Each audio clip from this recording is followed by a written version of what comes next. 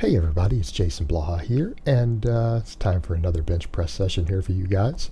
Since we easily got 10 sets of 3 last time, and I felt like I had more sets in the tank, I increased weight today. Went up 10 pounds. Pretty much what I said I was going to do. Every time I get to 10 sets on this closed grip pause bench press, when I get to the 10th set, as long as bar speed is acceptable on the 10th set, then we're going to increase weight. Now, a lot of people have asked me, hey, how many sets should you do when you increase weight? That's not a set thing. And here's how you can auto-regulate a system like this. Because sure, I could throw cookie cutter numbers out there. I could say start with 3 sets, start with 5 sets, and build from there. But when we're talking about progressing at the pace at which you personally can recover, the pace at which you can handle, because I have previously been stronger, and I'm relearning an exercise, I might be able to progress faster than you. And a noob might be able to progress faster than anybody doing this. Somebody who's been lifting 6 months tries a system like this, to where they just do large volumes of triples for power and strength and size.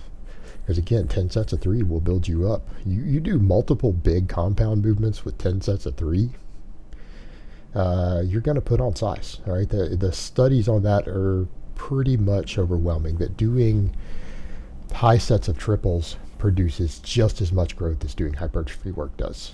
We've got data on it, studies on it, we know it's there. All right. So that was my third warm-up, was a 225. Then I went to 255 here. All my work sets were 255. But back to the point. How many should you do? How many can you do with good technique and bar speed? That's ultimately what it comes down to.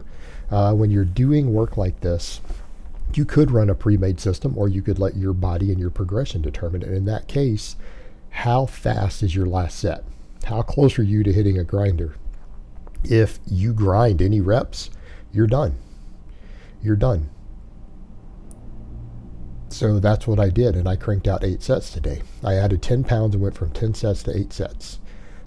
This is probably going to be a case to where I increase weight on the bar every week. Just going to be what it is.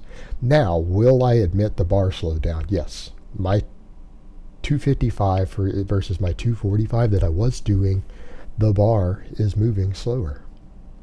I can feel the difference in that 10 pounds. I think I picked an appropriate weight because it's slightly challenging to get bar speed with. It's not heavy. It's not like, oh no, I'm struggling or anything. But I have to actually work to generate bar speed, meaning that bar is not going up as fast as I might like. That is definitely not speed work, right? They're clean reps, they're smooth reps, they're relatively fast, but they're not exploding up. So I picked a new weight that's just challenging enough that I have to press really hard to get good bar speed from a pause. So we're at a good weight. Now, I was able to do 8 sets today. I did 8 sets with no real problems. And that's pretty much what I'm going to do. At this point, I'm going to bench twice a week using this system, and we'll keep increasing it. Now, some people, it's kind of funny, other people have chimed in and said, you guys do know he's pause benching, right? He's pause benching and he's doing multiple sets. This isn't like a 3 rep max. And one guy had even pointed out, yeah, he actually noticed touch and go versus pause is 40 or 50 pounds difference for the same reps. Now, and that's fine, but guys, I'm rebuilding my bench here, and it'll go up. It'll go up. It'll go up. And, I think some of that will stop when I get to about 275, and I'm doing multiple pause sets with 275 every week on camera. I think some of that will die out. And we know that's going to happen. Of course it's going to happen. I mean, 3 weeks ago, I was working with 225. Now I'm at 255. That's up 30 pounds. I only got to add another 20, then I'm at 275. Not going to be a problem at all. I'd be willing to bet 2 to 3 weeks. 2 to 3 weeks I'll be doing work sets with 275. Then we go up from there. And I think my ideal goal at this point, what would I consider to be, out of this system I'm doing it the way I'm doing it, what would be my end goal? Be able to do some work sets with 315. I get to where I can do work sets like this, pause, 315, close grip. I think that'll be reasonably strong. I think that'll be decently strong for a 40-year-old guy, not blasting gear, just on TRT. And a lot of people ask, how long have you been on TRT? I didn't know that since before I started YouTube, guys. I've been on TRT since before my very first YouTube video. And yeah, I medically need it. I medically need it. Totally different story. I'm not getting into all my medical stuff there. We don't need to cover all that.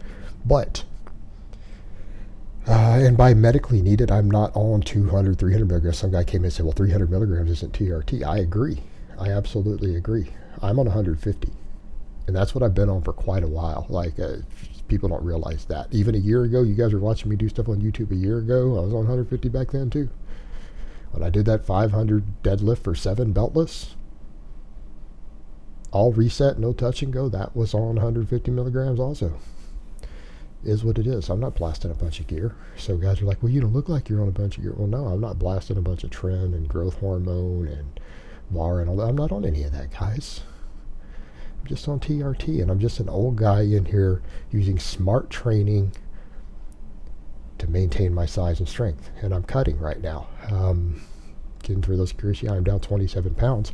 And so that kind of comes back to what's my end game with this? What's my end game?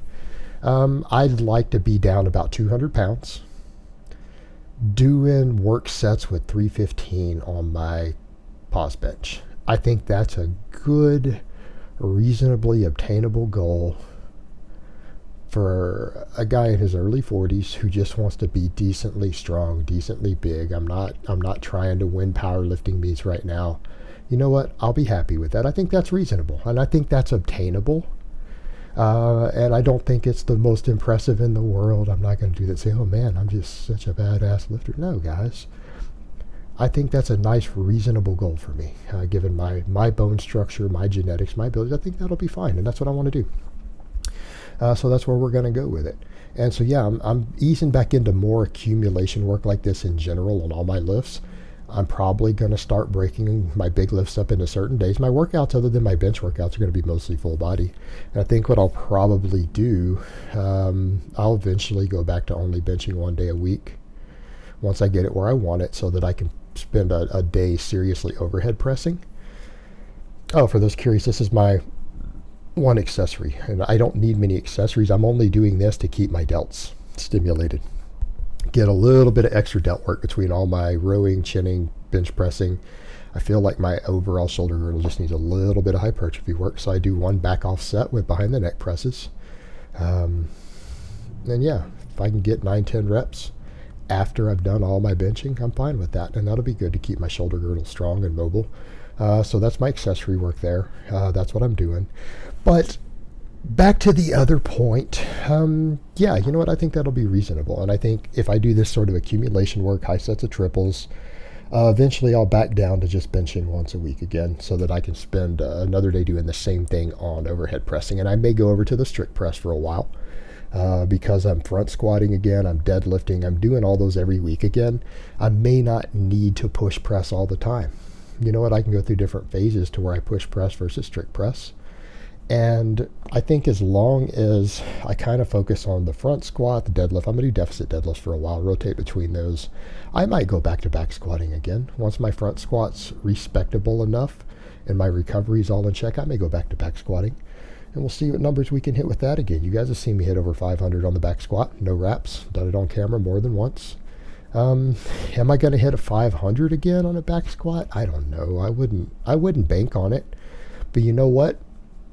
If I can do it injury-free, I can do it safely, with good technique, and not have to blast a bunch of gear, have to blast a gram of test or something stupid like that at my age. Stuff guys my age shouldn't be doing it. If I can do it without having to do anything like that, sure, I might hit a 500 again. I'm not going to bank on it. And you know what? I think in the long term, I'd be happy if I could just hit, I don't know, 425, 455 for some work sets without a belt. Ass to grass, that'd be fine. That'd be fine. I think that'd be good. Guy my age, I can do that without a bunch of gear. I think that'll be totally acceptable. No ego with this stuff.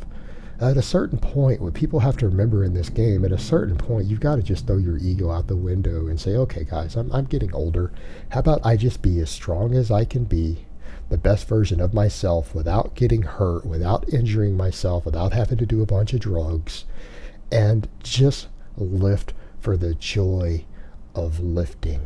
Just to come in and enjoy lifting a little bit of moderately heavy weight, some nice heavy weight, just to stay strong, just to stay fit, and just because you love the iron. I'm going to try to do that. All right, guys, but that's really all I have to say on that today. I hope it's been informative, and I will talk to you guys next time.